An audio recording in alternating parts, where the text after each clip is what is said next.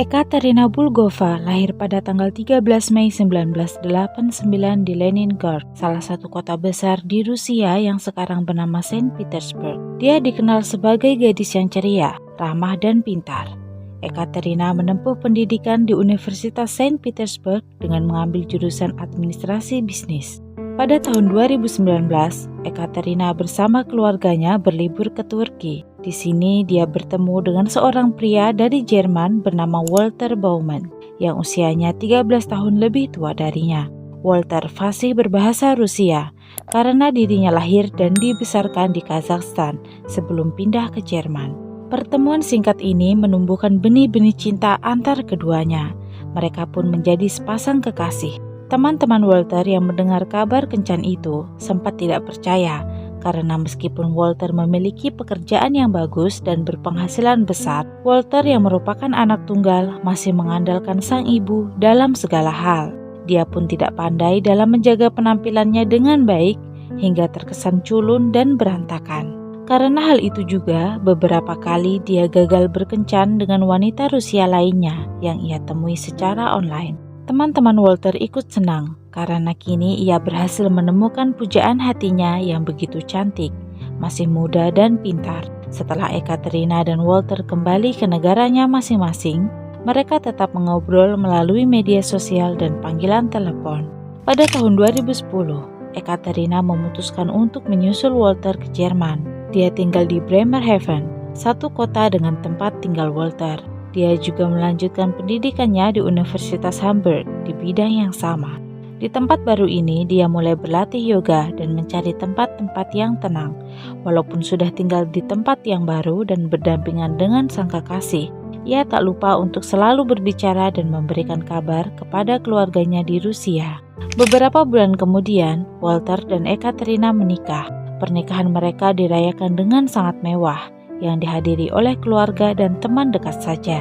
Pengucapan janji pernikahan dilangsungkan di Mercusuar Bremerhaven dan kemudian mereka dibawa menggunakan kereta kuda putih ke tempat pesta pernikahan diadakan.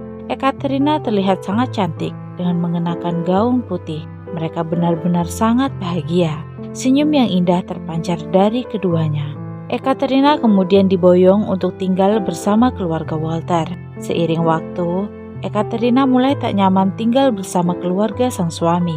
Pasalnya, sang ibu mertua, Ludmila Baumann, tak menyukai Ekaterina. Ludmila menganggap menantunya itu sebagai ibu rumah tangga yang buruk dan menilai cara berpakaian dan berjalan Ekaterina seperti seorang wanita malam dan selalu ikut campur dalam urusan rumah tangga putranya. Kalau dia tak melihat Walter berada di sekitarnya, dia langsung menelpon Walter untuk menanyakan di mana, dengan siapa dia pergi, dan kapan dia akan pulang. Rasa sayang Ludmila pada putranya tak menyadarkannya kalau putranya itu sudah dewasa dan telah memiliki kehidupan yang baru. Meskipun begitu, Ekaterina selalu berusaha bersikap baik dan mencoba untuk selalu menyenangkan hati suami dan ibu mertuanya, walaupun sangat sulit. Walter bekerja di pelabuhan dengan gaji sebesar 4.000 euro atau sekitar 66 juta per bulan. Dia sering lembur di akhir pekan untuk menghasilkan uang lebih banyak. Uang itu akan ditabung untuk keperluan tak terduga. Di tahun 2016, Ekaterina hamil. Walter memutuskan untuk menggunakan sebagian dari tabungan mereka untuk membeli rumah sederhana dan pindah dari rumah orang tuanya. Setelah pindah ke rumah baru, Ekaterina berharap ini akan menjadi awal dan pengaruh yang baik untuk hubungan mereka. Tapi ternyata tidak. Sang ibu mertua mengunjungi rumah mereka setiap hari dan terus ikut campur dalam segala urusan kehidupan putranya. Di tahun yang sama, buah hati mereka lahir yang berjenis kelamin perempuan. Setelah kelahiran putri mereka, bukannya semakin mempererat hubungan pasangan suami istri ini. Hubungan mereka justru semakin renggang. Sikap Walter tiba-tiba saja berubah. Dia menjadi orang yang pemarah, cemburuan, dan posesif. Dia memiliki aturan-aturan ketat untuk Ekaterina. Salah satunya adalah Ekaterina tidak boleh mengemudi dan harus menggunakan bahasa Rusia ketika berbicara pada putrinya. Alasannya adalah karena Walter tidak ingin Ekaterina fasih berbahasa Jerman dan kesalahan-kesalahan kecil selalu menjadi amarah untuk Walter. Hal itu membuat pertengkaran dan perdebatan sering terjadi di rumah. Lama-kelamaan, Walter mulai main tangan. Beberapa kali Ekaterina dipukul. Hingga akhir tahun 2019, pihak berwenang mengetahui tentang kekerasan rumah tangga yang terjadi di rumah itu. Namun kasus itu kemudian ditutup setelah pasangan itu mengatakan kepada pekerja sosial bahwa mereka telah berdamai. Tetapi tetangga sekitar rumah mereka masih sering mendengar mereka bertengkar dan saling mencaci maki, bahkan di hadapan putri mereka.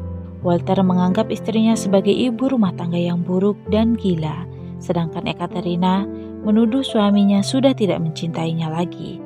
Walter terkadang merekam pertengkaran mereka dan pernah meminta teman dekatnya untuk meretas ponsel istrinya, namun temannya menolak. Tak tahan dengan perilaku suaminya, di musim gugur tahun 2020, Ekaterina membawa putrinya pergi dari rumah. Namun kemudian mereka kembali lagi setelah Walter membujuknya, menyesali perbuatannya, dan berjanji tidak akan mengulangi perbuatan buruk itu lagi. Sayangnya, janji hanyalah janji. Walter masih melakukan KDRT setiap mereka bertengkar. Namun bedanya kali ini, setiap Walter melakukan penganiayaan kepada istrinya, dia akan memberikan hadiah atau berlibur bersama sebagai bentuk rasa penyesalan dan permintaan maaf. Di waktu ini juga, Walter juga semakin posesif tidak hanya kepada Ekaterina, namun juga terhadap putrinya yang telah berusia 3 tahun saat itu. Ketika berada di rumah, Walter ingin putrinya selalu bersamanya dan selalu dalam pengawasannya. Ketika berada di luar rumah, Walter akan selalu menggenggam tangan putrinya atau menggendongnya. Walter pun hanya bekerja setengah hari demi bisa menghabiskan waktu bersama putrinya. Dia yang mengantar dan menjemput sekolah. Dia yang memasak dan membawa putrinya tidur di kamarnya. Padahal biasanya, putrinya itu tidur di kamar sendiri. Tak tahan dengan perilaku Walter yang semakin kasar, Ekaterina mengajukan gugatan perceraian. Tapi di saat itulah ia baru tahu kalau semua dokumen-dokumen pribadinya hilang, yang ternyata diambil oleh Walter dan disimpan di rumah ibunya. Alasan Walter mengambilnya adalah karena ia takut Ekaterina akan pergi ke Rusia dan membawa putrinya.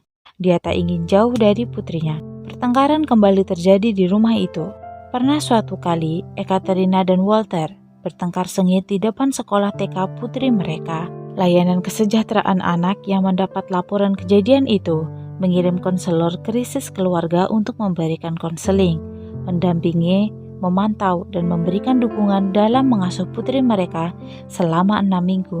Setelah 6 minggu berlalu, kesejahteraan anak memutuskan bahwa terlalu berbahaya jika putrinya tinggal bersama kedua orang tuanya. Di bulan Agustus 2021, Ekaterina membawa putrinya pergi dari rumah dan melapor ke pusat krisis perempuan, memberitahu mereka kalau suaminya ingin membunuhnya. Layanan sosial kemudian memberikan saran agar putrinya tinggal di panti asuhan dengan masih tetap dipantau oleh pemerintah, karena saat itu situasinya benar-benar parah. Ekaterina setuju, namun Walter dan ibunya menolak, dan akhirnya diputuskan gadis kecil itu tinggal bersama nenek dari pihak sang ayah. Beberapa hari akan tinggal di tempat Walter, dan beberapa hari akan tinggal di penampungan wanita bersama ibunya yang sekarang tinggal di sana. Selalu bergantian seperti itu dengan syarat gadis kecil itu tetap bersekolah untuk belajar bahasa Jerman. Beberapa minggu kemudian, Ekaterina kembali lagi ke rumah Walter. Beberapa sumber mengatakan kembalinya Ekaterina ke rumah itu karena perselisihan yang terjadi dengan teman sekamarnya di penampungan wanita. Meskipun tinggal bersama lagi, mereka tidur di kamar terpisah karena masih dalam proses perceraian. Ekaterina ingin kembali ke Rusia, namun Walter tidak mengizinkannya. Hari demi hari keinginan Ekaterina untuk pulang ke negara asalnya begitu besar, dan Walter tak dapat menentangnya lagi. Walter mengizinkan Ekaterina kembali ke Rusia dengan syarat putrinya tidak boleh dibawa. Pada pergantian tahun 2021 dan 2022, Ekaterina kembali ke Rusia seorang diri. Di Saint Petersburg, Ekaterina berkenalan dengan pria asal Omsk yang berprofesi sebagai pilot angkatan udara Rusia di internet. Dia ingin memulai hidup baru dengan sang pilot. Di pertengahan Januari 2022, Ekaterina kembali ke Jerman. Dia terlihat berbeda, dia terlihat sangat cantik dari biasanya. Dia merawat dirinya, merias wajahnya dan mengecat kukunya. Sekembalinya ke Jerman, dia masih selalu memberikan kabar kepada keluarganya di Rusia dan juga kepada sang pilot. Namun pada 4 Februari 2022, Ibu Ekaterina dan sang pilot tidak mendapat kabar sama sekali dari Ekaterina. 2 hari ditunggu, Ekaterina masih belum mengabarinya. Akhirnya di tanggal 6 Februari, Ibu Ekaterina melapor ke kepolisian Jerman. Menerima laporan tersebut, polisi pergi ke rumah Walter untuk memeriksa Ekaterina. Namun sesampainya di sana, Ekaterina tidak ada di rumah. Walter mengatakan istrinya itu telah pergi dari rumah dan belum kembali. Dia tidak melaporkan kepergian istrinya kepada polisi karena mengira istrinya akan segera kembali karena dia meninggalkan dompet, ponsel dan juga pakaiannya. Kabar hilangnya Ekaterina dengan cepat menyebar dan mendapatkan perhatian publik. Polisi dibantu beberapa warga mencari di setiap sudut kota Bremerhaven. Polisi juga memasang dan menyebar poster bertuliskan hilang dengan gambar dan info mengenai Ekaterina. Mereka juga menganalisis kemungkinan-kemungkinan apa saja mengenai kepergian Ekaterina. Di saat para warga dan polisi berusaha mencari Ekaterina, Walter sang suami justru sibuk merenovasi rumahnya. Perilaku Walter itu jelas membuat polisi, bahkan warga di sekitaran tempat tinggalnya merasa curiga. Polisi kemudian menggeledah rumah Walter tepat 4 hari setelah hilangnya Ekaterina. Pada saat itu, Walter telah selesai merenovasi. Dia mengecat lantai ruang tamu dan membeli sofa baru. Di rumah itu, polisi menemukan pembersih dalam jumlah yang banyak. Ketika mereka memeriksa CCTV, rekaman CCTV di hari Ekaterina diduga melarikan diri dari rumah telah hilang. Saat polisi membawa anjing pelacak menuju garasi, anjing itu mulai gelisah namun tak memberikan sinyal apapun. Polisi melakukan penggeledahan selama 3 jam dan tak menemukan apapun. Yang mereka bawa hanyalah pisau dan alat sengat listrik yang mereka temukan di dalam mobil Walter. Polisi semakin mencurigainya karena Walter tak menunjukkan kesedihan atas kepergian istrinya. Dia juga melontarkan pertanyaan yang aneh bagi suami yang baru saja kehilangan istrinya. Dia bertanya pada polisi, apakah dirinya akan mendapatkan hak asuh penuh atas putrinya kalau istrinya tidak kembali? Beberapa minggu kemudian, Ekaterina masih belum ditemukan. Hari demi hari semakin bertambah orang yang ikut dalam pencarian ini. Dalam 2 minggu terakhir, relawan berjumlah 400 orang dari seluruh Jerman Utara membantu polisi mencari Ekaterina di Bremerhaven. 25 hari kemudian, tepatnya di tanggal 1 Maret 2022, seorang pejalan kaki menemukan sebuah koper mencurigakan di pinggir sungai Weser dan kemudian melaporkannya pada polisi. Saat dibuka, koper itu berisi potongan tubuh wanita yang dimasukkan ke dalam kantong plastik sampah dan tidak lengkap. Beberapa bagian tubuh masih hilang. Wanita itu teridentifikasi sebagai Ekaterina Baumann. Yang lebih mengejutkan, koper itu ditemukan tak jauh dari mercusuar tempatnya mengucapkan janji pernikahan. Di hari yang sama, Walter ditangkap dan ditahan. Berdasarkan hasil pemeriksaan forensik, dalam darah Ekaterina ditemukan kandungan obat penenang dalam dosis tinggi. Polisi kemudian menggeledah rumah Walter secara menyeluruh dan memakan waktu berhari-hari. Di rumah itu, penyelidik menemukan botol obat penenang, sarung tangan sekali pakai, pita perekat, plastik kantong sampah dengan warna dan ukuran yang sama dengan kantong plastik tempat jenazah Ekaterina ditemukan, pembersih dalam jumlah banyak, tabung berisi larutan asam asetat, dan syal merah muda yang dikenakan Ekaterina pada selfie terakhir yang ia kirim kepada sang pilot sebelum dia hilang ditemukan di garasi, serta jaket yang terakhir dia pakai ditemukan penyelidik di kantong sampah di tempat kerja Ludmila. Dari pemeriksaan komputer Walter, sebelum tragedi itu terjadi, dia telah beberapa kali mencari di internet larutan asam mana yang dapat melarutkan daging, apa efek asam pada jaringan hidup, berapa liter asam yang dibutuhkan untuk mengisi bathtub, bagaimana cara menghindari hukuman karena mengambil nyawa seseorang dengan asam, berapa lama seseorang bisa tewas karena obat penenang, bisakah seseorang tidak dihukum tanpa bukti di Jerman? Selama bulan Desember 2021 hingga Januari 2022, dia telah membuat setidaknya sekitar 500 pencarian. Walter telah merencanakan kejahatannya jauh-jauh hari. Pada hari Ekaterina menghilang, dia mencari alat kejut listrik di Google sebanyak 2 kali. Ahli forensik menemukan bekas sengatan listrik pada tubuh Ekaterina. Penyelidik percaya kalau Walter menggunakan alat itu untuk memeriksa istrinya masih hidup atau tidak. Dari pemeriksaan ponsel Walter, beberapa hari sebelum Ekaterina menghilang, Walter dan ibunya mengobrol melalui pesan chat dengan intens setiap harinya. Namun setelah tanggal 4 Februari, hanya ada keheningan. Tidak ada percakapan apapun seperti hari-hari sebelumnya. Pada pertengahan Februari, Walter diketahui pergi ke bengkel dan meminta karyawan di tempat itu untuk membersihkan interior mobilnya secara menyeluruh. Tapi meskipun telah dibersihkan, penyelidik menemukan noda darah di karpet bagasi mobilnya. Noda darah lainnya juga ditemukan di lantai di bawah rak dan di tangga di dalam rumah. Ahli dari Institut Forensik membuktikan bahwa darah itu milik Ekaterina. Pada 4 Februari, Ekaterina sedang jalan-jalan sekitar pukul 4:30 sore. Terlihat dari kamera pengawas tetangga mereka. Ketika ia kembali ke rumah, dia makan malam dengan ikan dan kentang tumbuk, lalu meminum segelas anggur. Walter mengklaim Ekaterina hanya minum 1 gelas saja, dan sisanya dia yang minum. Oleh karena itu, ia pergi tidur lebih awal. Dari hasil pemeriksaan ponsel Ekaterina, dia menggunakan ponsel sampai malam hari, dan sempat melakukan panggilan video dengan sang pilot pada pukul 8:30 malam. Berdasarkan pemeriksaan forensik pada tubuh Ekaterina, dia tewas 2 jam setelah makan malam karena dicekik. Para ahli percaya barulah di keesokan harinya, Walter pergi dengan mobilnya di tanggal 5 Februari pada pukul 10:20 siang dan baru kembali di sore hari. Beberapa hari kemudian, dia menelpon ke ponsel istrinya dengan maksud untuk mengelabui pihak berwenang. Selama ditahan, Walter selalu menulis surat untuk ibunya. Isi surat itu mengungkapkan rasa cintanya pada sang ibu dan memohon kepada ibunya agar segera menolongnya. Pada tanggal 16 Agustus, persidangan dimulai. Jaksa mengatakan bahwa Walter telah memasukkan obat penenang ke minuman istrinya, dan saat istrinya tertidur, Walter mencekiknya. Motif Walter membunuh istrinya adalah karena dia takut kehilangan putrinya serta kerugian finansial karena perceraiannya. Beberapa saksi dihadirkan termasuk Ludmila. Walter menangis ketika sang ibu memberikan kesaksiannya. Dia membuat gestur menutup tangan saat sang ibu bersaksi, seolah-olah meminta bantuannya untuk segera membebaskannya. Dalam kesaksiannya, secara mengejutkan, Ludmila menyatakan bahwa sebenarnya dialah yang telah membunuh menantunya.